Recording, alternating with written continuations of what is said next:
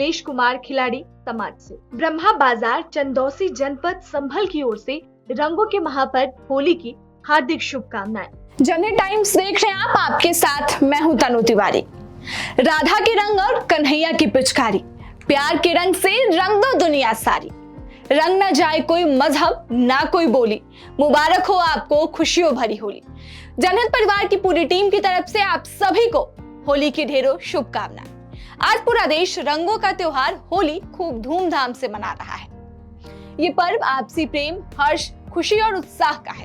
कहते हैं होली के दिन इंसान को सारे गिले शिकवे मिटाकर एक दूसरे को गले लगा लेना चाहिए और मन की नफरत और कड़वाहट होलिका दहन की अग्नि में स्वाहा कर देना चाहिए। होली के त्योहार में रंगों का खासा महत्व भी है। होली रंगों के बिना फीकी है। होली पर अबीर और गुलाल को एक दूसरे के गालों पर लगाने का रिवाज है। क्या कभी आपने सोचा है कि आखिर ऐसा क्यों होता है? होली पर रंग क्यों खेलते हैं?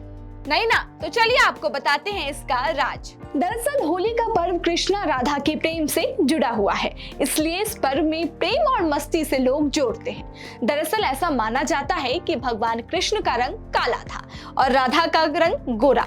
इस बात के लिए हमेशा कान्हा जी अपनी माँ यशोदा से पूछा करते थे कि आखिर राधा इतनी गोरी क्यों है।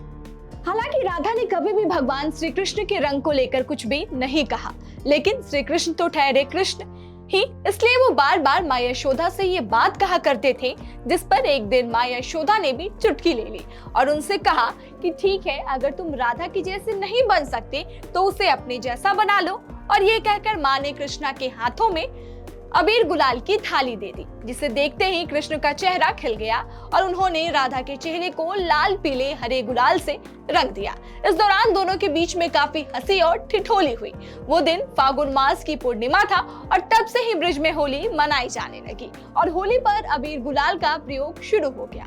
इसलिए ब्रिज में होली का खास महत्व भी है।